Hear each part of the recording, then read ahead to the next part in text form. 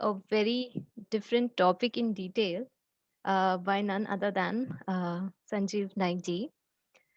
He is a well, he is one of the most active ecological society alumni and engaged in a host of projects in conservation and restoration across the city. He works closely with Jeevit Nadi on Mura and Ram Nadi restoration on conservation. He is an avid bird watcher and also has formed a group or organization called Jeeva Bhavana, which works in the sector of animal agriculture and its ill effects on the planet. And we have two guests today with us, and I request Sanjeev ji to take it ahead from here, introduce them, and then you know take us through the presentation. Thank you so much. Thanks, Isha, for the kind introduction. Yeah, I just You want to are say. a little. We cannot hear you. Okay, okay, sorry. Yeah. Yeah, yeah. Thanks, Isha, for the most kind introduction. I don't think I'm the most active alumni and all. It's just that you You people have sure seen me are. more facilitating the course, and that's why you feel that there are a lot more people who are, very active, doing a lot of things. And for me, it's just starting on many of these initiatives. So yeah, I'm a beginner. I'm a learner. That's all I can say. So good evening, good afternoon, everyone who has joined. Thanks for giving me the privilege to address you on this beautiful series, Nisargaayan series of educative interactive sessions. It's good to see so many of you attending this for quite some time. Good to see all the faces. Thanks to the Ecological Society also, to provide this opportunity. Today, actually, yeah, like Madhvi Isha said, I'm joined by my colleagues who have been actually instrumental in giving this knowledge on this topic. So, I'm a learner, I'm learning from them. So, Julie Wayne is a photographer, she's an environmentalist and an animal activist. She has spent a lot of time in India. Right now, she's in France because of the lockdown, but otherwise, she would have been here working with us on the ground level. She's very passionate about this topic and a whole lot of other environmental things. Madhvi too is a sculptor and environmentalist, very active in a lot of environmental fields, including she was also in Jivit Nadi and in the plastic bag ban, saving the trees.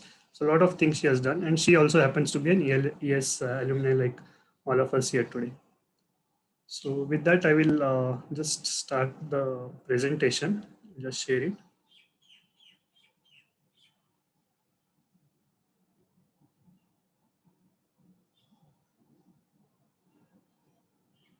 So can you see that? You can see the Yes. slide. Yeah, yeah. Yes, yes. Thank you. So the topic today being, the impacts of animal agriculture and how there are solutions to this. So that's what we will talk about. So when we started the year's course, at least when I started, we would be probably somewhere in such type of state where we would be aware of different issues plaguing our environment, like maybe pollution, reducing of the tree cover, the increased plastic which we are seeing all over. And being aware of this, we would think that we need to do something. Some of us would be uncomfortable doing it. Some of us even if we are aware, we would be sort of maybe not be able to do something. So our solutions also would be focused on things like tree plantation, maybe taking care of wet waste, composting, reducing our waste, the vehicular usage. But during the course of our ES session, we have learned the depths of these issues, and then I think we would have realized that these are just symptoms of something very structurally wrong with the entire system from our civilizations. And just like I when I was learning all these issues which were being taught, I came to understand this aspect of animal agriculture. I mean, I came just got introduced to animal agriculture. Now and then there were mentions of that during the ES sessions, like mentioning of overgrazing and the footprint of a lot of foods which were being of animal foods. So I thought let's get into more depth in this, and this was also regularly highlighted by Madhvi, who is here, on sustainability group. But at that point of time, I thought it was not very relevant to the environment and the sustainability aspect of it. And I used to remove it from my mind, thinking that this is some sort of a vegan agenda. I mean, like most of the people, are in that state. They think this is nothing related to environment and sustainability.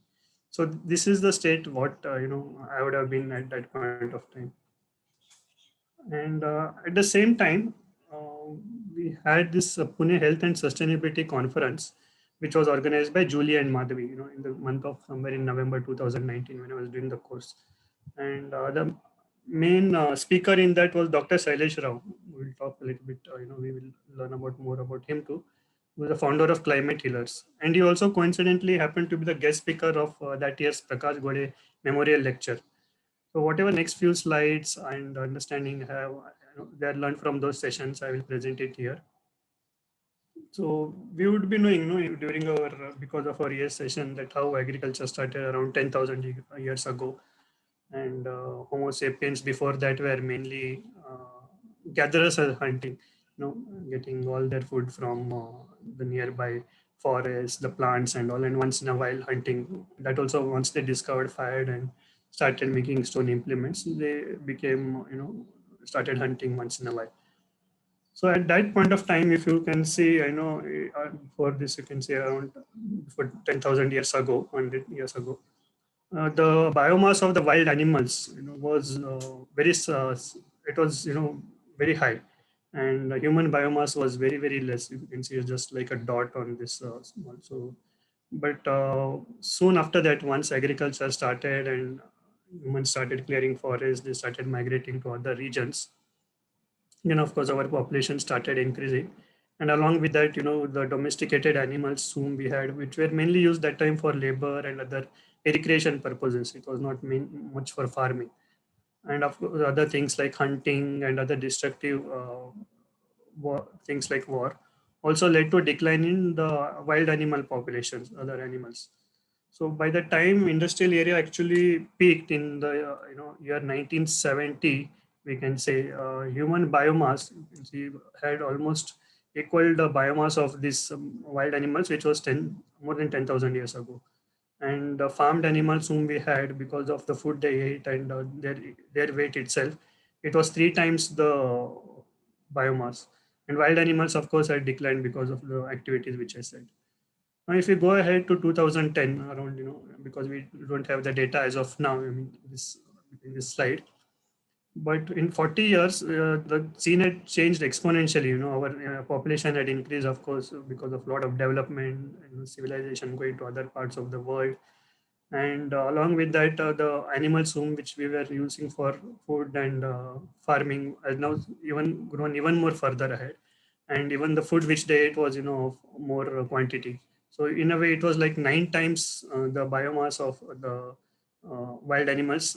Again, so many years ago, the wild animals itself, a lot of them had become extinct, and they had become very reduced because of the loss of habitat, and it was almost 60% reduction.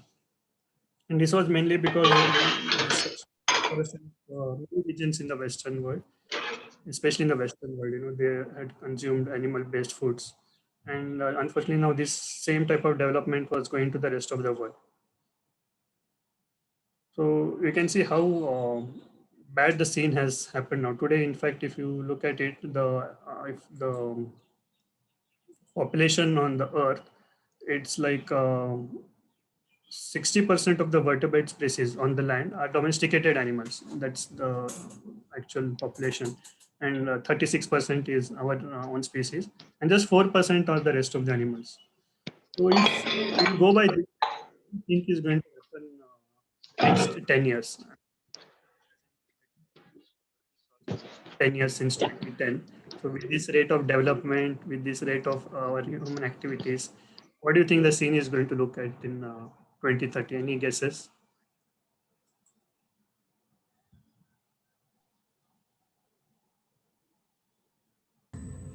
So if people can take a guess, we can have some interaction here. Otherwise, it should not be a one-way dialogue here today. Scary for Anyone else? sure. Scary. But pet animals also will come and give labor. Sorry, Nilam, you said something.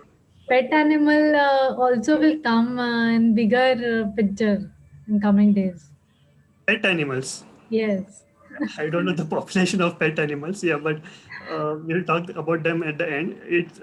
I don't think they're that much, that it will uh, count for their population. But Wild animals will become even Yes, smaller. wild animals are going to become pet animals. that's how, it will It be will small. Like be the almost topics. like how it was before. If they Humans don't was want a to dot, no? extinct, if they don't want to extinct. But Okay. what's written in the topic, it might be almost like they'll be totally extinct also, if, by this rate, because you can see the exponential rate is very fast. Yes, true. So It will if we just see a movie and then we can sort of realize what might happen. So I'll just share that movie.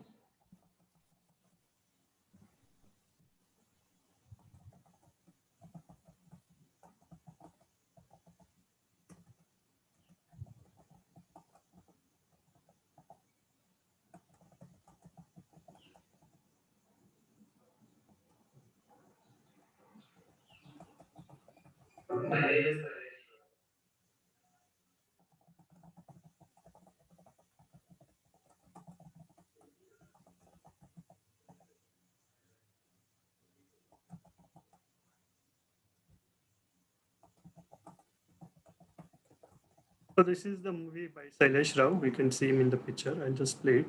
My name is Sailesh Rao, and I'm one of the original engineers of the internet. In 2014, researchers at the World Wildlife Fund released a report saying that between 1970 and 2010, in just 40 years, the population of wild vertebrates decreased by 52%. Then 2 years later, they released the second report saying that between 1970 and 2012, the population of wild vertebrates decreased by 58%.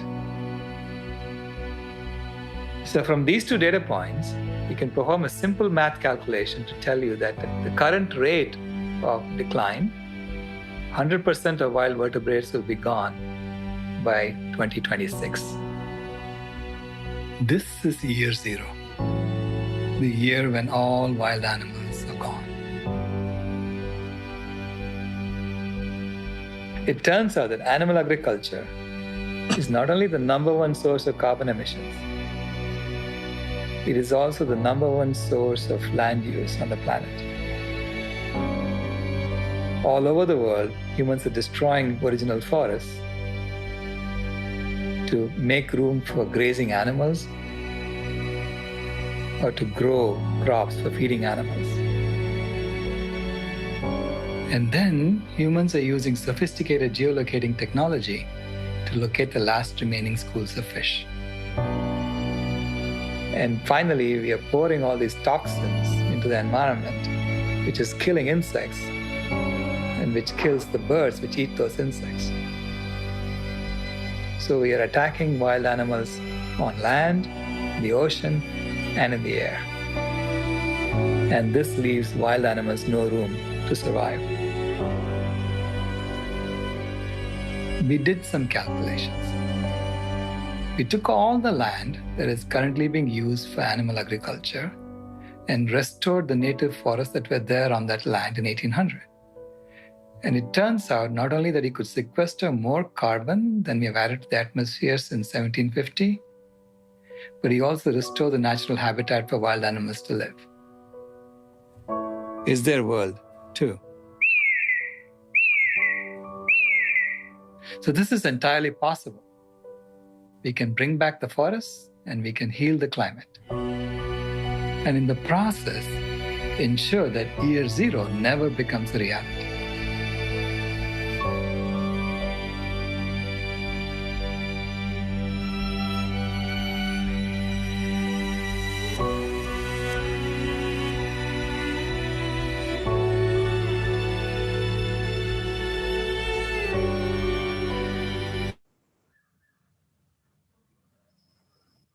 It's terrific. very, very nice. Still, yeah, it's still so shocking. I mean, I've seen it so many times, and it still shocks me more than every time I see it, because we don't seem to be doing much towards reversing this. And it's too So yeah, close also. It's very close. Very close. It's very terrific. we hope that this will never happen and that we will take actions to Yes. prevent this. Yes. So let us go ahead and see what. I'll just take you back to the slideshow.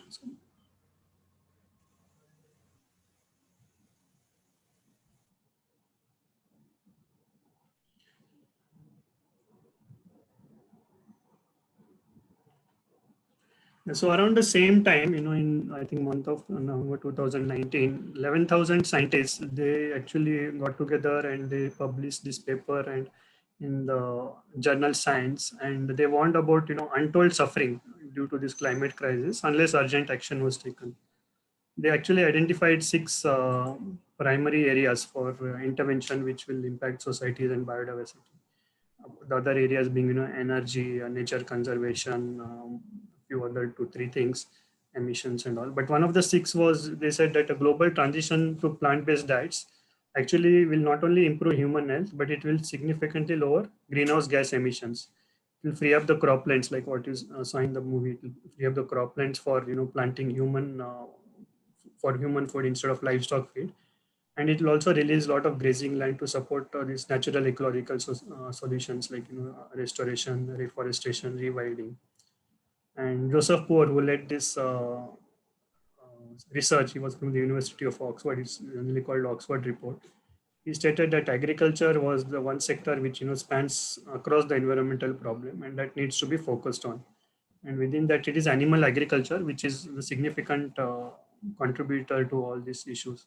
So we'll share the links of this paper later on, and also the newspaper articles which were there during that time. So again, this was very shocking when I heard all that was happening in the same time. So it really influenced me a lot.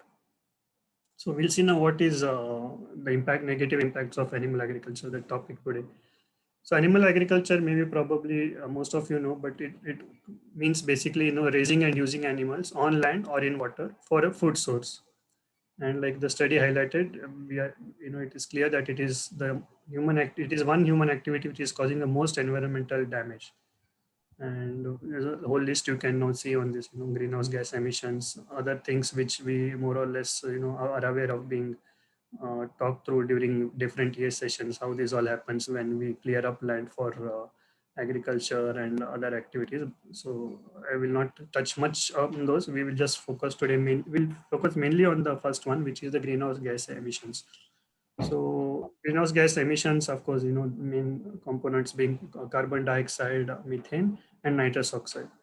So, and here it's more of methane. So carbon dioxide also gets emitted because of the the forest getting cleared for agriculture.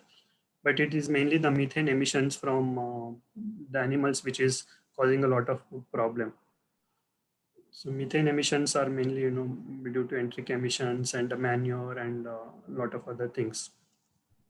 So we'll just now I'll talk you briefly of how this figure of 51% and 87%, whatever is written, has arrived at.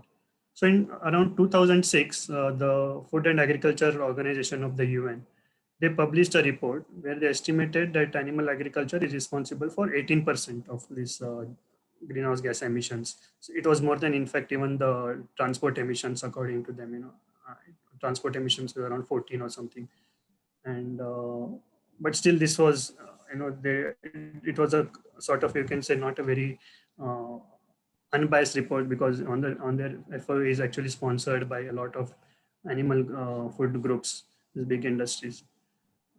But in 2009, an independent unbiased study was done by Robert Goodland and Jeff Enheim, and they calculated this to 51%. Basically, they considered the actual lifespan of methane, which is a very powerful gas, almost 28 times more than carbon dioxide, but it has a shorter lifespan, around 10-15 years. So they actually took those 10-15 years into consideration, and based on that, and they also added opportunity costs. Once you get this land which is freed up for other things like growing forests, and also with that calculation it was 51%. By the way, for animal agriculture contributes 37% of the methane in the world. Then Dr. Sailesh Rao, whom we saw earlier in the video, he published this white paper called Animal Agriculture is a Leading Cause of Climate Change. This paper is actually now published in the ES journal, which is the latest ES journal. You can actually refer that and get all the details. So his calculation put this emissions at 87%. He also considered the freeing up of those grass, some of the grasslands, which is used for animal agriculture. And with that thing in mind, when we release that land also for other vegetation, which actually sequesters more carbon than grass, then it actually comes to 87%. So you can see, the amount of emissions which is being done by the animal agriculture. So other things I will not touch much upon, habitat loss happening, loss of biodiversity, what for water scarcity, like countries in India where there is a lot of groundwater, this thing, and we are one of the worst water scarce nations in the world. The amount of water used for animal upkeep and for their food is significant higher than other things. Waste contamination happens mainly when the waste of these animals is disposed of. It's not so easy, and it has its own contamination of antibiotics and other chemicals which could be used. And the last in the ocean dead zones, which is more related to the marine ecosystems because of our overfishing and other activities of aquaculture and all. Just you can see on the right hand bottom, we just given a comparison of what is the actual environmental footprint. We have learned about this, the footprints of food. So you can see how the footprints of dairy milk and the other plant based milks, if people, there are people who would like some alternatives. So we'll talk about that, if we really require that, but at this point of it's just a comparison for you to note. So on the whole, this all list of negative impacts is quite terrible. So now we'll focus next on land use, and again a very frightening this thing and startling facts which we are getting. So the IPCC in 2019, it's the Intergovernmental Panel on Climate Change, which has a lot of experts on their panel. They do research on the climate change issues, climate crisis issues, and they influence governments to make policies for that. So they actually calculated, they said that, land use is one of the critical thing to consider when in terms of for greenhouse gas emissions and of course for environmental deterioration too. And we can also see from this how actually it could be used as a solution for climate crisis. So if you look at this, either from on the left or right, it actually says more or less the same thing. So of the habitable land on Earth, if you look at this entire picture, only 1% is actually used for our, cities, infrastructures, for our other, activities. And though we see most of this, we think, a lot of this exists on the Earth, but actually it just comprises 1%. 19% is fortunately, unused lands or, some areas which will still not have, whatever entered or intruded on deserts and mountains where we really can't do much, which is good in a way. Then the next highest is 31%, taken up by forests, out of which, again, only 9% is pristine forests, like maybe in the Amazon, maybe some in equatorial region and few other areas. The rest 22% is used by human activities in terms of, for our different activities to generate power and all that. But the biggest chunk of this habitable land is actually animal grazing, which is 37%. Some of course might be, the natural grassland system, but a lot of that is, not really grassland system, which we have, read about or learned during our ES sessions on grasslands. But this is now used for animal grazing, and the grass itself actually has potential to only sequester about 2%. Otherwise, if you have good forest trees and all, it stores 20%. And of the rest 12%, 4% is only used for growing human foods, direct human foods, and 6% is again used for growing feed for animals. The rest 2% is for non-food purposes. So overall, if you see, around 43% of land, habitable land, is used for making food for animals. And it's shocking to know that the output of this food, animal food, is just 0.19 gigatons. If you can look here, yeah, sorry, if you can look here. So whatever the food of animals are, like meat, dairy, and eggs, it's just 0.19%, and 4% of whatever we are using to grow plant-based foods for humans, it is giving us 1.36 gigatons, almost 7 times more. So this is like really outrageous and the most inefficient usage for land. This is also shown in this figure. We got this from World in Data. This is one site where you can get most of the data for related to land use, whatever the emissions, water usage. Very comprehensive this thing site for getting, and all of that is of course reliable and accurate. So this was again a very shocking figure. How our land use is incorrectly used to grow the wrong type of food. Again, links for this, we will share all these reports and this data.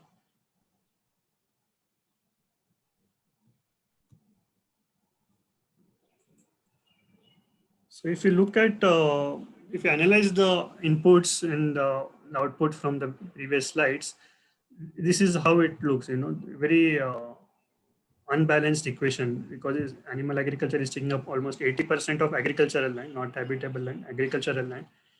1/4 of the freshwater resources. This we haven't really today shown any slide on water, but we can share that water footprint per calorie per protein of animal food and of plant-based food. So you will see how actually it requires a lot of freshwater resources. Again, this is across the world, global figure. So in countries like India, it would be more than 1/4 of the water resources which we are using, because as you can see in the later slides, our ratios of all these animals and water is so skewed. And like we saw in the earlier slide, it is using 1/3 of the crop production, and what it is giving is hardly anything. 1/5 of the world calories and 1/3 of the world's protein supply. So if we actually move our diets to removing animal products, it has great transformative potential in terms of reducing the land usage, the greenhouse gas emissions. I mean, we didn't really talk about acidification, eutrophication. So a huge percentage reduction is there, freshwater withdrawals.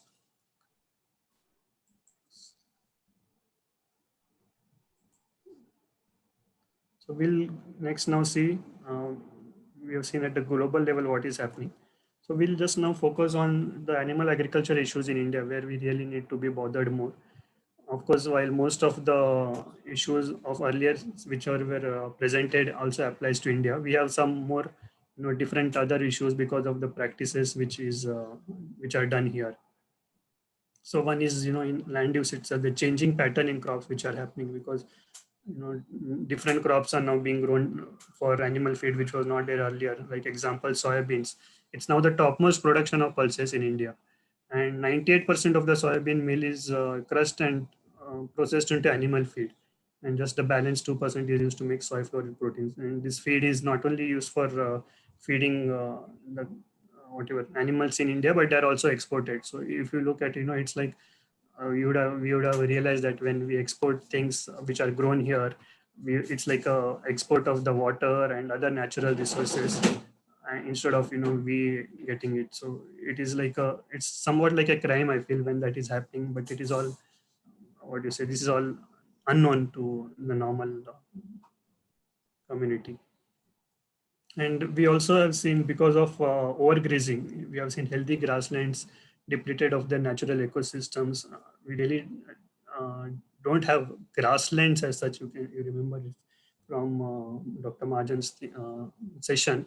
But whatever, we have some areas where grass is more. But now we have also occupied other areas and used for overgrazing. It's a big problem in India. So a lot of forests are getting cleared where wildlife used to be there.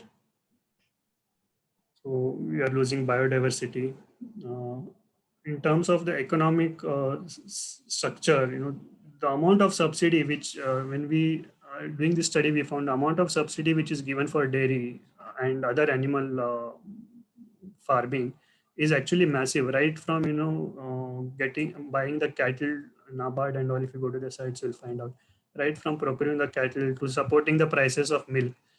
With, every state is like competing with each other, undercutting each other to make sure that their state, the production is more and sold more. And if you remove all these sort of subsidies, it makes this profession very unprofitable, because if you consider all the input costs in terms of the feed, in terms of maintaining the animals, and various other things, which are, these costs are as usual internalized, the real cost of the milk is actually would be prohibitive or available to only to a few. And that we have found out on speaking with farmers, only because the subsidy is given, the milk actually which we buy for 40-50 liters, it is not possible, with all their feed and all that. So otherwise it would cost more than 100 and all. That's how actually the state is. And it's same with, other industries like poultry and all that, a lot of subsidies which, and of course nowadays most of them are managed by big corporates who are profiting from the industries, and the actual keepers of this, they don't really earn much there. If you see, they're still at the lower end only, they are not become rich or anything like that, but still they're doing it without understanding the financial implications. In terms of hygiene, compared to the rest of the world, of course, rest of the world also animals are not kept in great conditions, but we have ourselves seen how, chickens and cows are kept in enclosed unhygienic conditions, which is not only risking their lives, but also of the people who are handling them, maintaining them. So even the remains of this which feed and all that, they're used to give to other domesticated animals.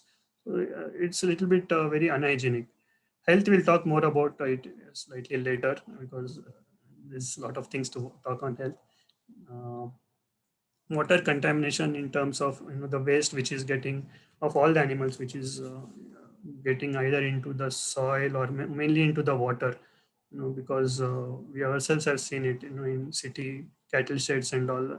We think that okay, cow dung is used for farms and all that, but if you look on a daily basis, 3.5 million tons of dung is produced by the cattle itself in India.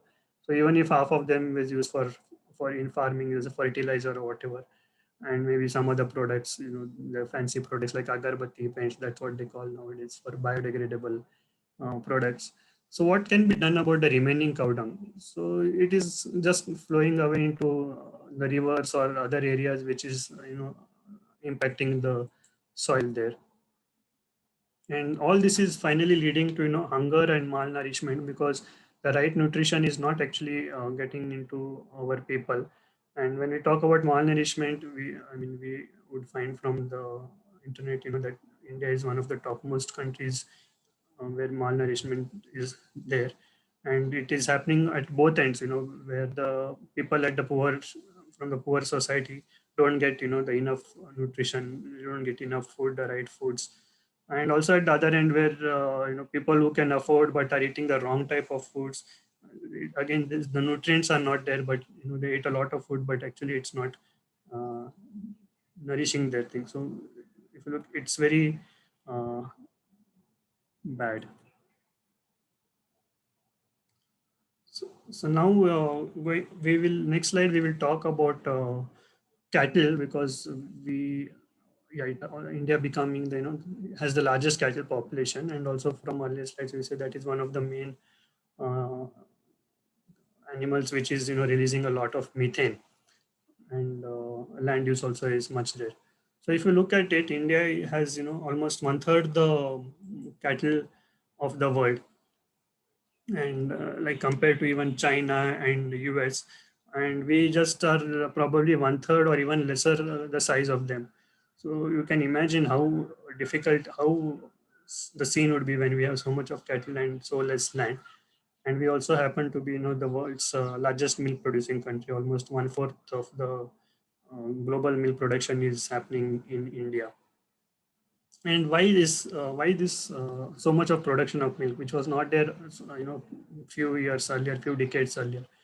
Because this is coming from an increasing number of, urban and the income class, which is now having more money to spend, their lifestyles are increasing, and as a result, the consumption of milk and other meat products, it's quite alarming. We really now can't think of India as a vegetarian society, so a lot of meat products also is being taken, and it is very alarming from a health and environment perspective. But in spite of this large production, it is like quite, I mean, astonishing to know that the dairy and animal husbandry resources departments, they say the dairy productivity is very low, poor in India, compared to the world average. Uh, and that they have given reasons like the feed quality is not good.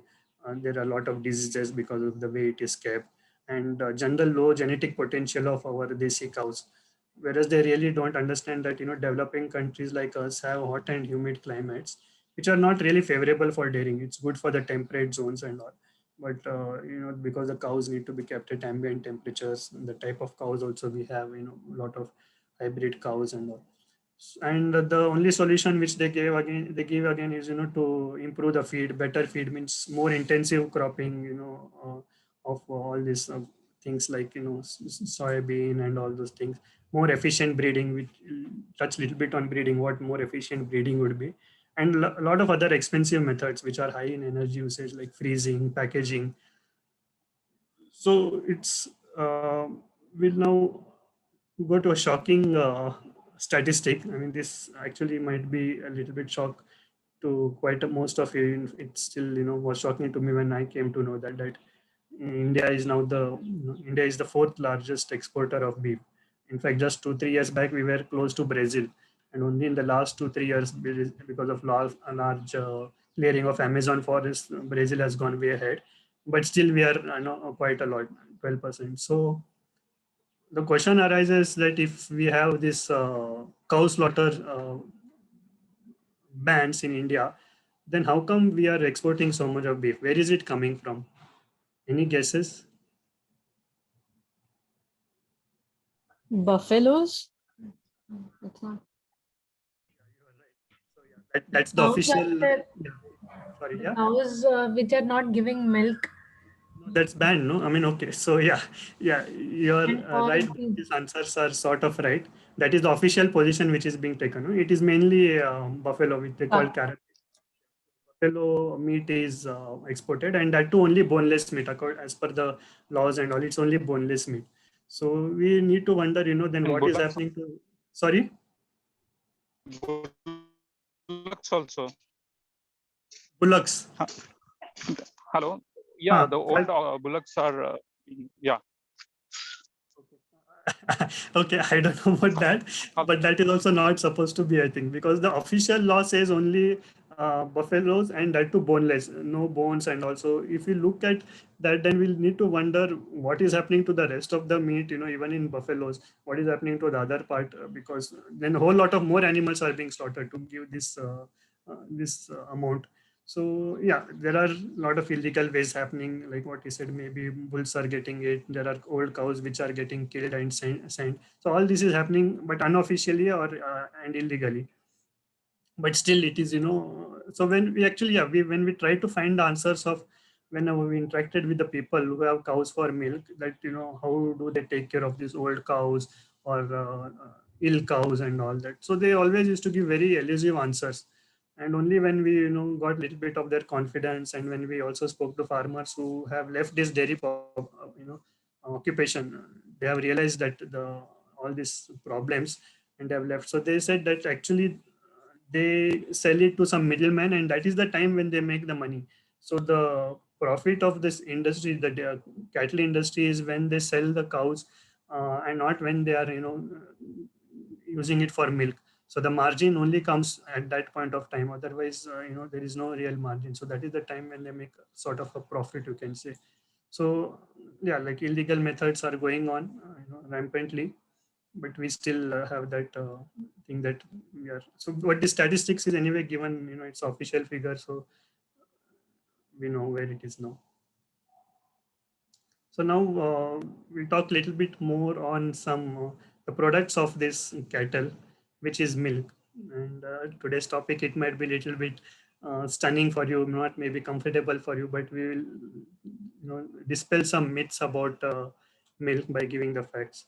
The first is, we think that milk is a nutritious product because, over years and decades we have been brainwashed through our various means like our culture, our tradition, education in our books. If you look at the books, in the children they say milk is a wholesome meal.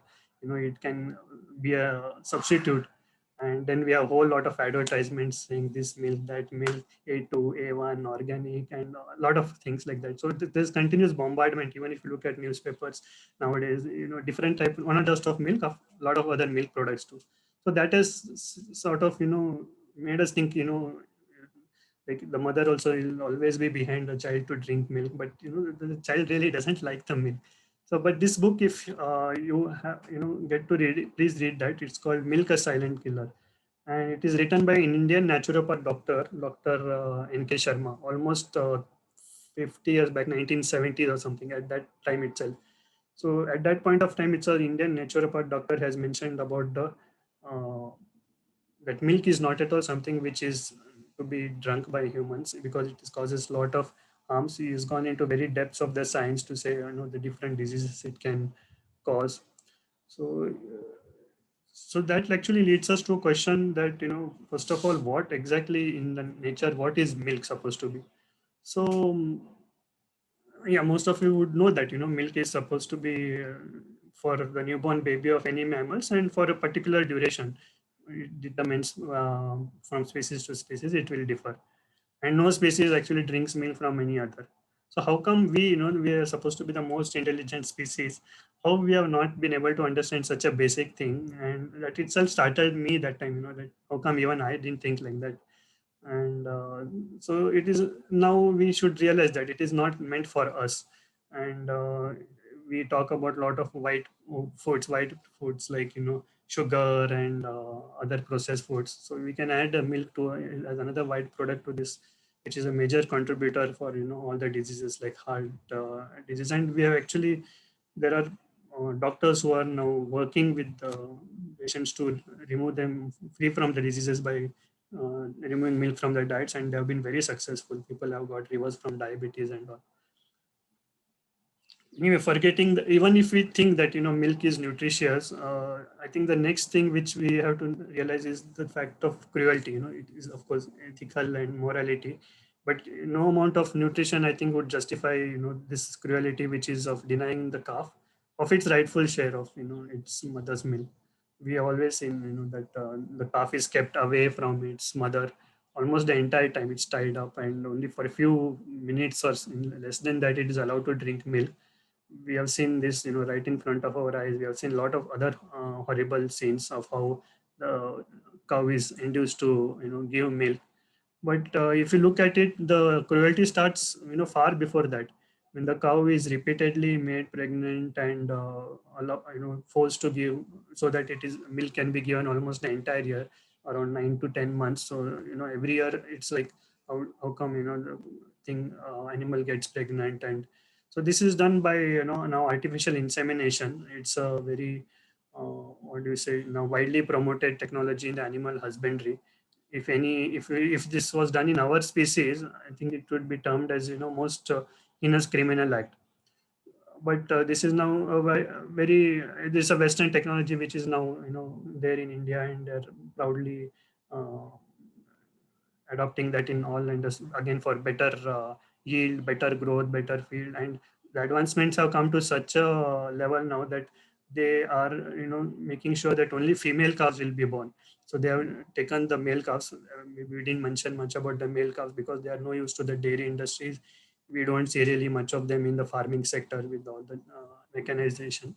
So they are not useful for this industry. So, and they cannot be sold as beef. So they are somehow meant to disappear. Whenever we ask these questions, what happened to the male calves? Oh, it was not well. And a lot of excuses like that. So they don't come into the picture at all. So now the technology itself has made sure that they are reduced. And the statistics now, if you go and see the number of, if you go from the NDDB board itself, dairy board, the number of female cattle is almost more, almost double or slightly less than that of the male ones. It's like male infanticide, which is accepted as essential for the economy of this particular industry. And then the final part, which is about sustainability, which we already talked about earlier in terms of the greenhouse gas emissions, uh, its impact to the environment in terms of grazing, in terms of contamination, a whole lot of things which we already talked about. But in spite of all these issues, the government over many years are, pushing in for policies and giving whole lot of incentives to grow this industry. Of course, they are looking only from the economic perspective, the GDP and all that. But it is a real disaster for our ecosystems, especially for our country with its area and with its natural resources, with the number of cattle and the size. It's just not sustainable. Next, I will just talk a little bit on the tea culture, let's little bit sidetrack of whatever maybe we are talking today. And we already had, enough sessions on this during our years when we talked about the life cycle analysis of and the footprint of the tea in the terms of toxicity.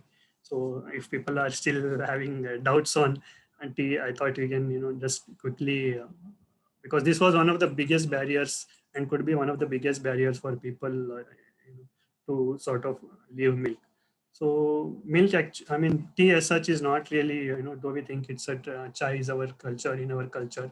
It is a colonial legacy, which was brought by the British for their own leisure purposes. The main ingredients of that, we know it is addictive and is not going to be very healthy. It has its own impact on the environment in terms of its plantation. It's like a monoculture plantation, which leads to significant loss of biodiversity. And economically also there are issues in terms of no profits and exploitation of labor. And energy usage is also very high because by the time actually the harvest is done to the final product, it goes through a whole lot of processing. And then we have this plastic, giving in plastic cups and packets and all that, which is harmful in terms of waste for the environment but also harmful for our health. So just quick recap, I thought, which little bit of sidetrack. So now, yeah, we won't talk much about the other animal products. We know enough of the consequences of eating that and the environmental impact of poultry and all. But if we thought that, oh yeah, let us at least whatever go to seafood which is safe and healthy. Unfortunately, that is not anymore the case because the way we are now doing fishing is so bad for the environment. Uh, Actually, it could be worse than even what is being done on land. And because current fishing practices, aquaculture to it has its lot of impact is there. You can see this overfishing done by this trawl, like a big, it's like a big they call it a trawler, fish trawler. So with these huge nets and all, they actually take enormous amounts of trap fish. And also some of these trawlers scrape the ocean beds itself, and they have all this like was shown in the movie, to track where all the fish catch is there. So they are doing overfishing to such an extent that the reproduction rate of the fish itself is falling behind, and now 87% is supposedly overexploited and collapsing. So, and that's just the minor part of it, if you really ask me. But the other things which are getting caught and trapped in these nets and this are these, other animals like dolphins. You can see turtles. There are ray fishes, sharks. All these are caught. These innocent mammals are getting caught and they are not surviving, of course. So these are called bycatch, and many a times this bycatch is more than actual fish. So a lot of them are getting endangered and becoming extinct. And of course, there's chemical pollution also anyway happening through our other human activities, which is causing dead zones, affecting the corals, and all acidifications are happening because of our burning of fossil fuel. So those impact is anyway the human impact. And the plastic, actually, we see a lot of movies, we say, okay, some area is there where the plastic is almost like an ocean, and by some 2050 plastic will be more than fish. And we think, oh yeah, it's something on the land, but it's not like it is we came to know that it's not just plastic straws or bottles, but the fishing gear itself, which has a lot of plastic, that is the most significant pollution of plastic in the sea, because they just leave it in the sea later on. And similar impact is there with aquaculture, which is now happening, in inland soil and on the edges, where they're destroying a lot of mangroves for this, that causes a lot of soil salinations. And again, biodiversity is getting lost because they do specific species culture, and most of these are sometimes non-native species. And heavy antibiotic usage is done for maintaining the healthy production of this fish. And then we realize all these chemicals, whatever antibiotics, is finally also going to come into the consumer plates. So aquaculture is now almost more than 50% of the fish production. Even in India, it's on a very high side. So that's the impact of that on the aquatic systems due to our the way of food production on the seas.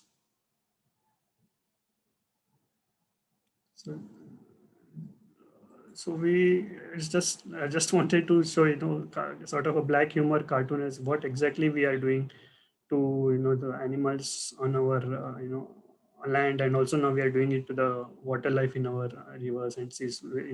We have to go to zoos and safaris to see these wild animals, whereas we don't know that the cause of this is mainly because we are eating animals of a different kind, and because of their the food which we need to create for them, clearing up land, we are destroying both types of the wild animals also, and we are killing here also. So it's just to satisfy our grades that we are ending up doing all these practices.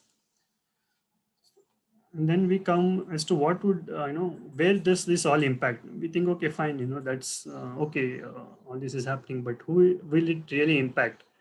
Unfortunately, like all other climate crisis and other crises which happen, it's always the most vulnerable sections of society, what the people who are living in the marginalized community, they are always get affected by droughts, the floods. Especially in India, we have these regular scenarios now, droughts one year or the other. Then there are floods, people living in the coastal areas getting impacted by the sea coming in because of mangroves not there.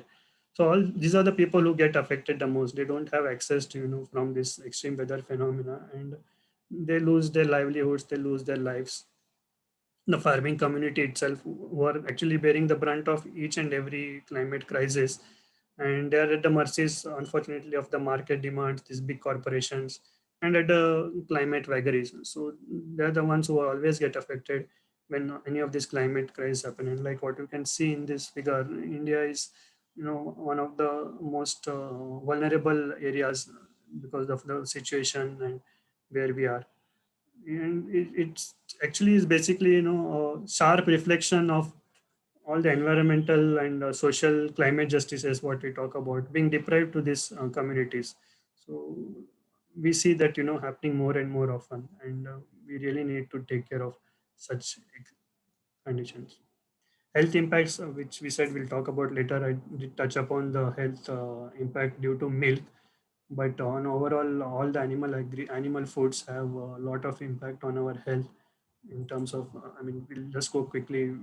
I can read through this, but one of the main important thing is the zoonotic diseases, which are now the case which we see now, the pandemics of like corona and all that. So most of the pandemic, not most of it, you can say almost all the pandemics are now mainly arising from zoonotic diseases.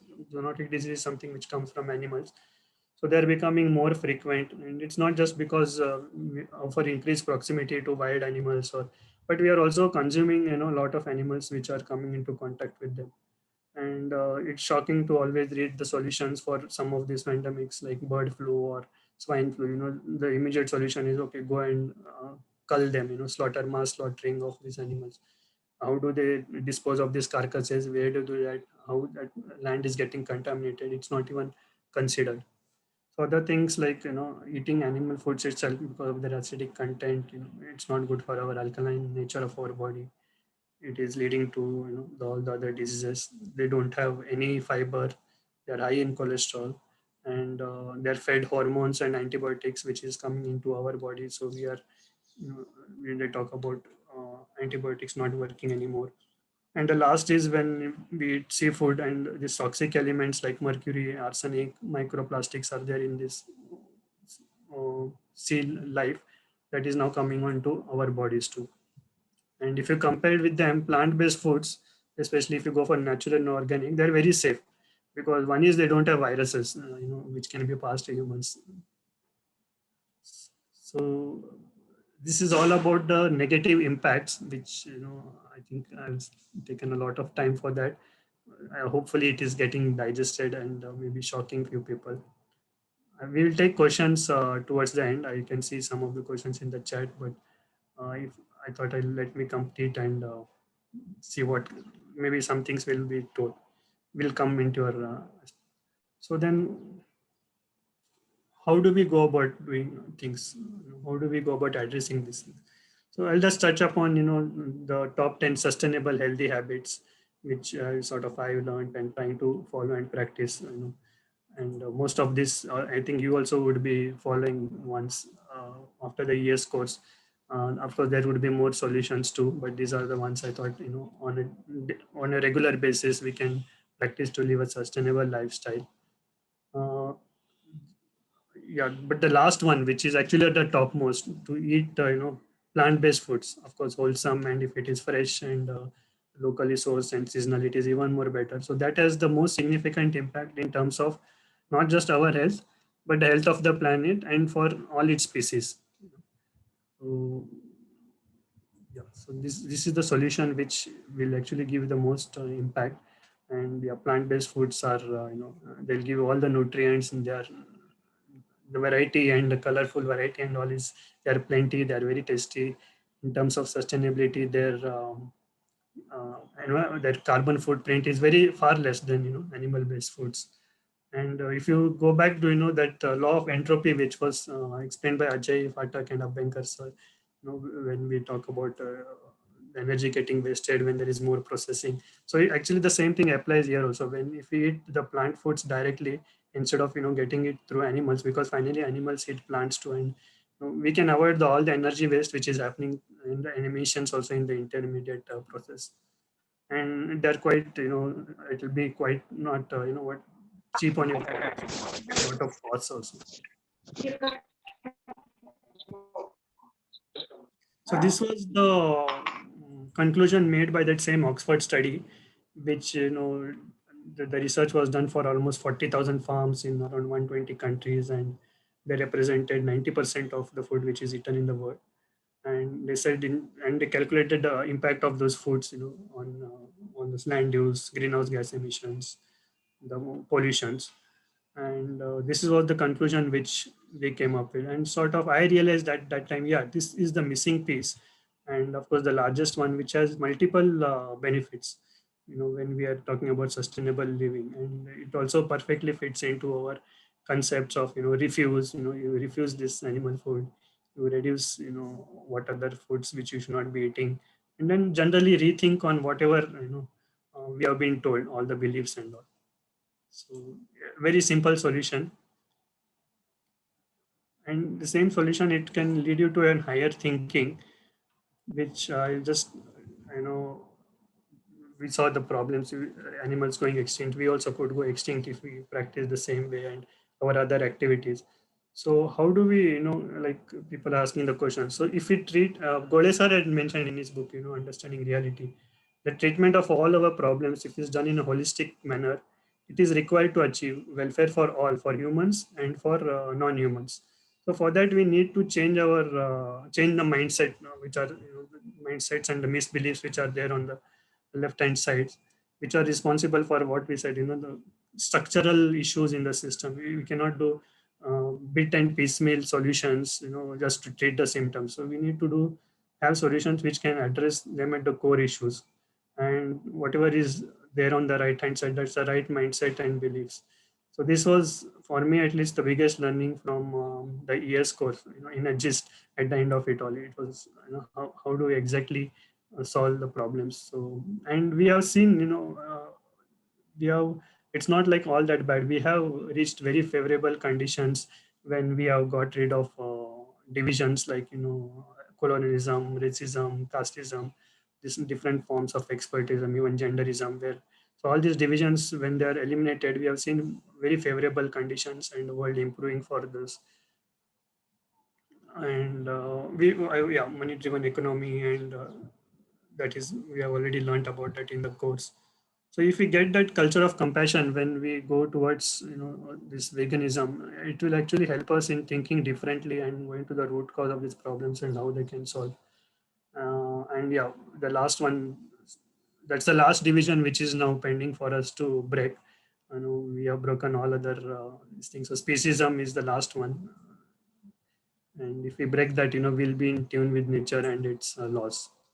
Again, I would like to quote another statement from Gode sir, where he said, the apex, is talking about humans, the apex predator, that's the human being, is a two-faced predator. The familiar, widely seen face is of predator par excellence, out to kill everyone and everything in pursuit of self-interest.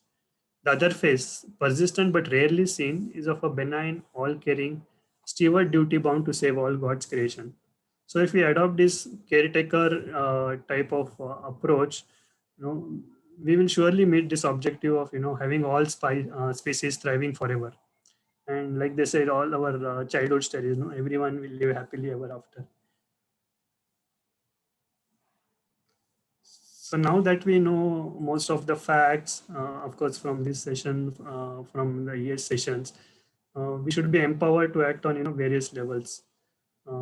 So how do we actually but go about doing it? We know what actions can be taken, but how do we actually go about doing it? Of course, in our final session, we have been enlightened a lot by, the ES faculty, Kate Kiman, Singoli ma'am gave good inputs on this. But from my own experience, I would like to just reiterate these tips and approaches. So yeah, we have to have, starting with self, which is where you can control the most. You can you have to start for years from yourself, and to follow all these sustainable habits. Of course, I think it would be relatively easy with whatever we have learned from years. Then once we are able to do that, we have to now start moving beyond that to influence our family, our friends, society. Of course, not an easy job, like most of us will find out, but we need to do that. So it's an ongoing effort.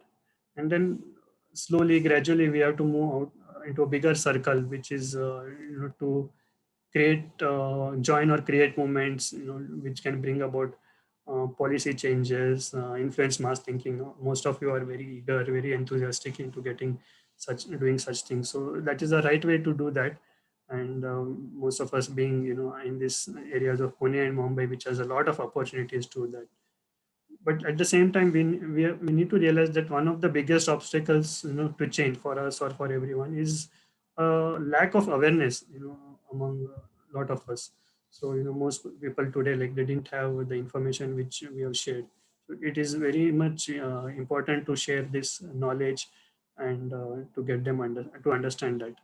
And I hope, that at least we have achieved that today, bringing awareness and consciousness. So with that, I will end my session today. I think it went on for a little bit more than maybe we thought it would go. But now I'll just ask Madhvi, who is Madhvi and Julie, who are the fellow founders of this organization with me. They have been very kind enough to ask me to join them. They're very passionate people on this. So Madhvi, if you can Yeah, talk about how our organization is structured and yeah, sure. So, thank you, Sanjeev, for this wonderful presentation. And I'm sure you wanted to say so much, but I think we'll take like really a lot of days to explain everything about this intricate problem that we are facing. But the solution is very simple. And today we feel very honored to do this presentation for the students of Ecological Society, because especially Sanjeev and myself, after we studied about nature conservation from Ecological Society and we got to know about the impacts of animal agriculture, we were like so restless. I mean, it's just a missing block in the puzzle is what we always thought. And today we got this great opportunity. So thank you for listening to us patiently and for the lovely questions you have posted, because they're very relevant to what we're about to discuss. And as he said, that our work is inspired by climate healers and Dr. Shailesh Rao's work. And we are doing this just in the capacity of conscious citizens and not as experts. So we have been doing our research. We're still learning many things. And if we don't know, we keep looking up. But right now we are able to share this information with you after doing our research. And we have taken this responsibility after having the conference in December 2019 about doing grassroots work in India, because only then would it really make a difference to the Indian population doing grassroots work here. And letting people know about this holistic approach, about this current multifaceted crisis we are facing, and to create a grassroots movement aimed to bring a systemic change. And we are just facilitators, and we would like more and more concerned individuals and organizations and experts who are working in the area of sustainability and finding solutions to the climate crisis to understand this part of the science and the importance of taking food choices into account. And we are very interested in working on policy level changes, but individual actions are also very important, which would be a great starting point, actually. And people are now awakened about the climate crisis, and they're trying to do their bit, by shifting to renewable energies or other lifestyle choices. But they don't know yet about this most simple and significant step they can take while when they in their urge to contribute positively in the climate problems you're facing. I mean, a simple example, if I could give you, in a country like India, it's very difficult to not have a car to reduce your carbon footprint, or not use a AC because of the heat. But this is a changing your diet is like changing your habits 3 times a day. Right on the next meal, you can start thinking what all I have to change, because this is going to be the most significant step and most easily which I can take, not depending on any government policies or anything. You are well equipped to go to the market, make the right decision, and get the right ingredients, and make nice, good, healthy, delicious food for yourself, which is not having that huge ecological impact, which is really taking us to the end so quickly. And um, one thing we realize is that we are lacking a lot in research regarding this aspect in India, and we are really stuck in moving ahead with this work because there's no research. And we urge people who want to understand this work, who want to uh, take up this subject, to take up research, and also we are embarking on a project with Ecological Society about land use research in India. And if anybody is interested, you're most welcome to join us.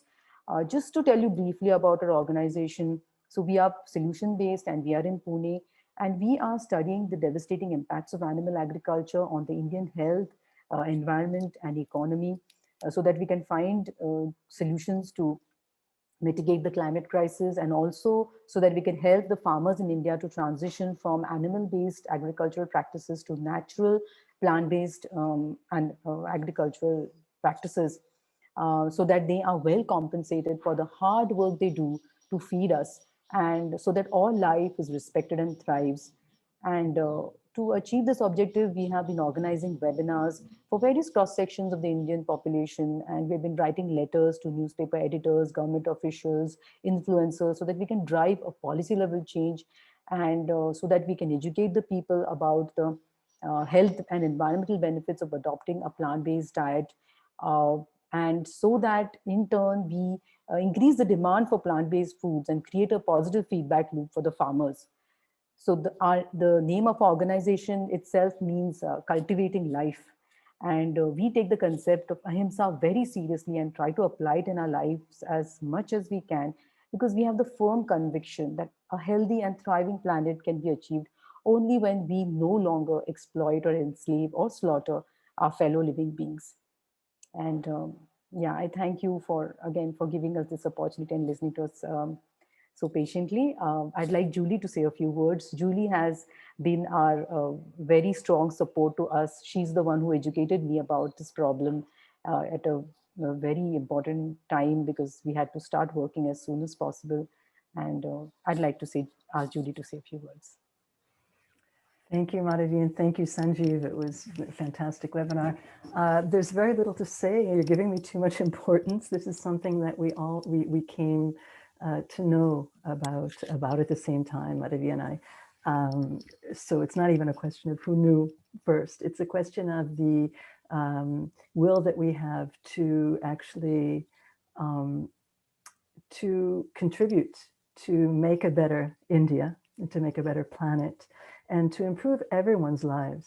We really, as Madhavi has said, that our base is really working with farmers, because it is a way of actually practically making the changes that will change not just the farmers' lives for the better, but also for, as we know, as we've seen, how our agricultural practices are really not just the base of our being able to live, to eat and to thrive, but also the way that it's being used now, the agricultural practices, the way that they are manifested now, are actually feeding into not just the climate crisis, but also to environmental breakdown at every level, as well as feeding the fuels of future pandemics. There's so much to say about it. Again, I'm not going to get into that, because of course this webinar was about that. But we realized, after having done the Pune Health and Sustainability Conference at the end of 2019, how there was just a real lack in India of real data-driven research. And we felt it was just really important, because all of the information that we get, it might come from international, like the IPCC, the Intergovernmental Panel on Climate Change. It might come from, international groups. It might come from very, very prestigious research groups.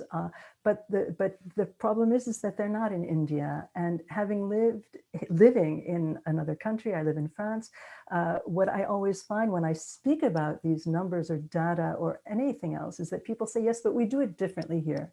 It's not the same here. This all comes from the West, or it all comes from the United States, or it all comes, from the Northern Hemisphere or the developed countries or whatever. And it's not the same here. And it was very, very important for us that's why Jeeva Bhavana actually was born, to really bring it home and to say that this problem is a global problem. And every area of the world has its own specificities, the way that we are feeding into this problem. But we also have the specificities of how we can find solutions to the problem. And that is the genesis of Jeeva Bhavana. And I just want to thank you all for being here. It's even just with the questions that were asked, and we'll get to those in about 20 seconds. The questions were incredibly intelligent, well-thought questions, and we're really looking forward to answering those. Any others that you might have, if we can, of course. If we don't know the answer, we will definitely get back to you. That is what leads us on, is also these questions that we also maybe haven't thought of, and collaborating with people, getting everybody who's involved, because it's something that we all need to take seriously, and we all have to really work together in order to solve. So thank you so much for this opportunity. And why don't we open it up for some questions? Huh?